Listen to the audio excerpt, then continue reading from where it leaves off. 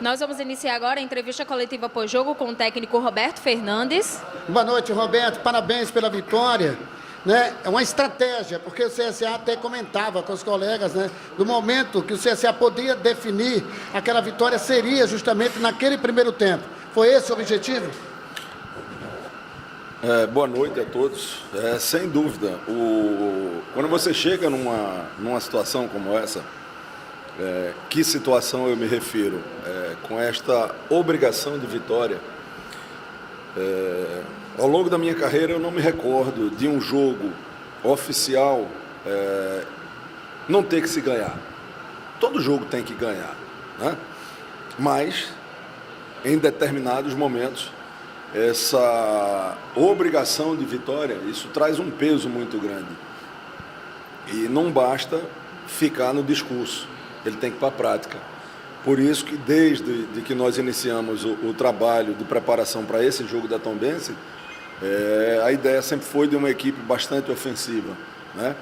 E tínhamos risco nessa equipe ofensiva, né? Porque o Gabriel, bastante tempo sem jogar, para mim fez um partidaço. O Ian, bastante tempo sem jogar. O Giovani visitou o DM durante 3 dias, né?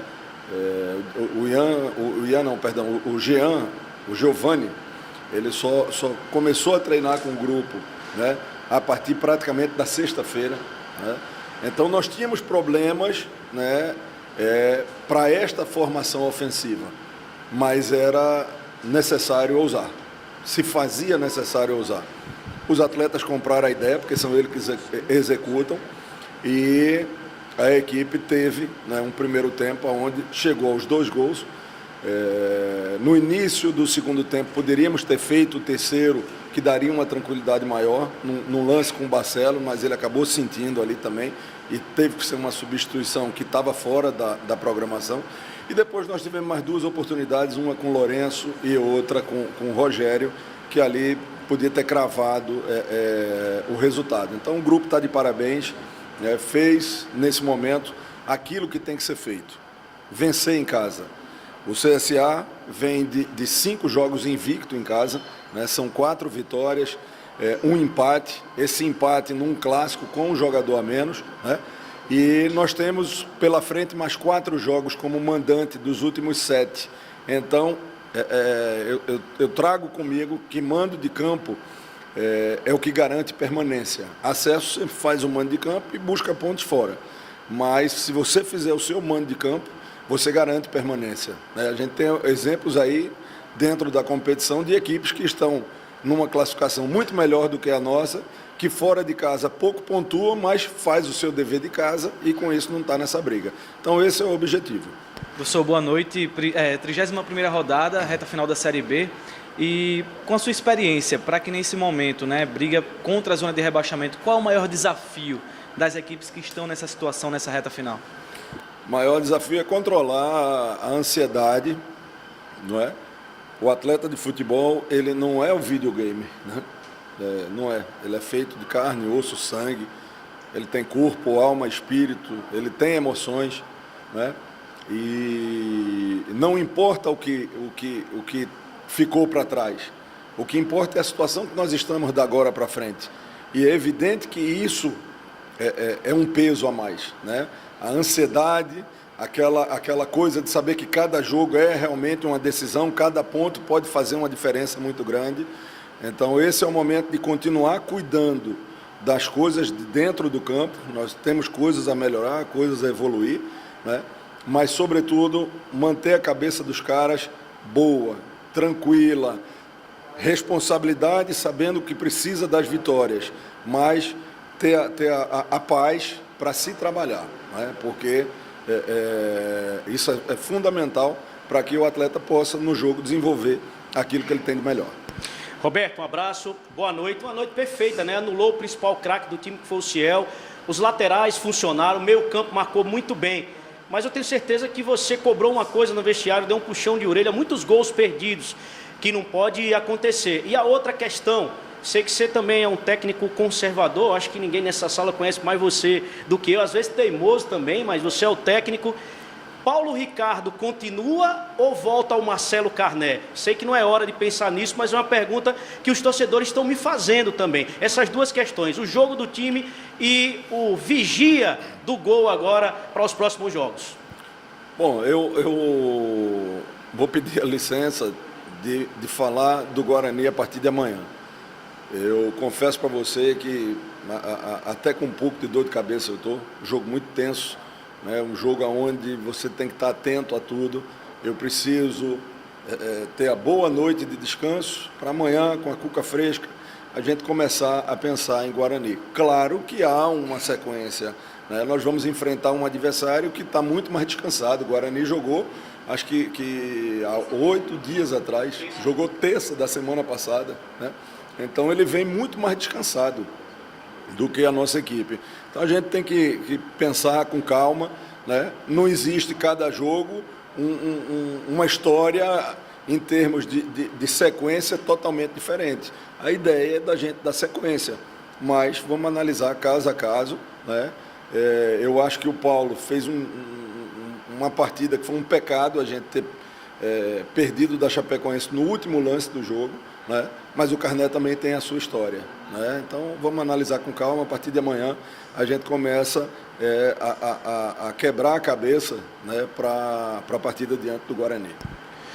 Roberto, boa noite e parabéns pela vitória. Olha, eu acho que é a primeira vez que você consegue presenciar essa dobradinha ali do Lucas junto com o Gabriel articulando, o Lucas ali fazendo a profundidade. O que é que você achou da atuação dos dois atletas?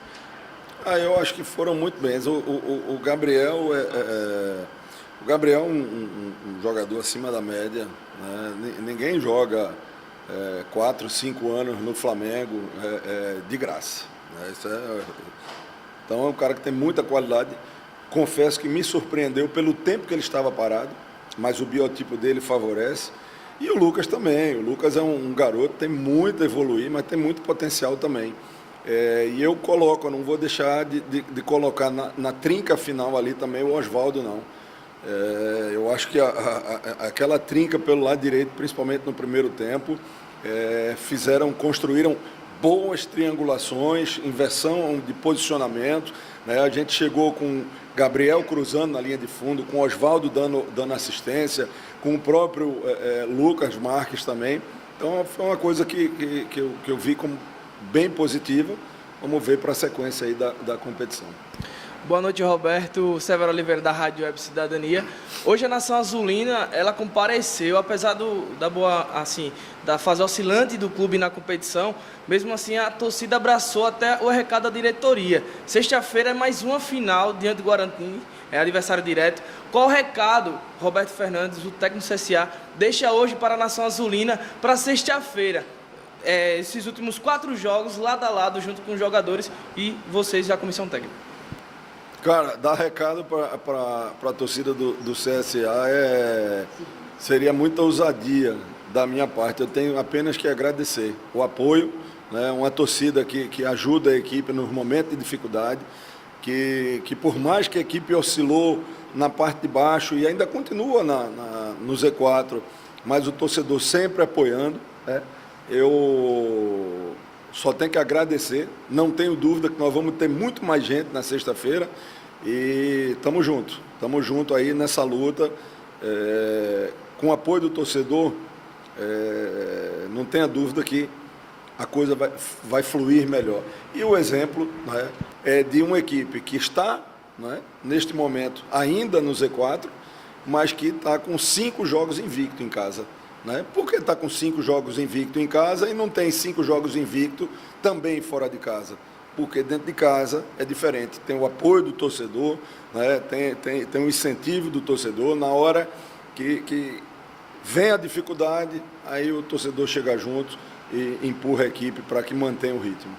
Roberto, o Edson entrou com uma nova função, ele entrou na dobra, você está dando um novo momento para ele, de uma característica diferente. O que é que está acontecendo com o Edson? O Edson, neste momento, né, Edson é um garoto, né? Edson, inclusive, é até considerado dentro do grupo como ainda um atleta de transição, né? E neste momento eu vejo que é a hora da gente potencializar aquilo que cada um tem de melhor. E o que, na minha visão, o Edson tem de melhor é o apoio ao ataque. E o que ele tem de dificuldade é a marcação. Então, eu acho que nesse momento ele pode nos ajudar mais na segunda linha do que na primeira, né? Os jogadores que vêm atuando pelo lado esquerdo ali são atletas que atuam com o pé trocado. E o meu lateral esquerdo é destro. Então, ambidestro, porque o Diego Renan faz as duas, né? Mas o Barcelos é destro, né? O Oswaldo, que também joga por ali, o Rogério, que também gosta de jogar por ali. Então, tudo é pé trocado. E eu tenho o lateral que é ambidestro, mas a perna dele mesmo é a direita. Então, o Edson pode ser uma solução em determinados momentos para que se tenha profundidade pelo lado esquerdo, né? Não adianta você jogar com um homem de referência se você não tiver jogadas de profundidade pelos dois lados. No lado direito a gente tem isso, porque todos os laterais obviamente são destros e a maioria dos atacantes também, né? Com exceção às vezes do Mercado que joga por ali.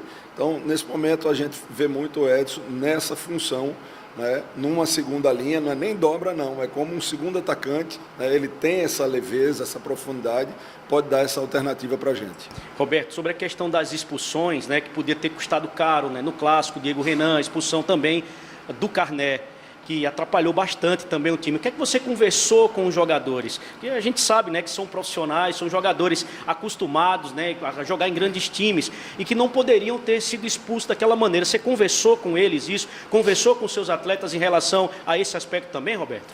Olha, eu vou assim ser muito sincero, sabe? Muito sincero.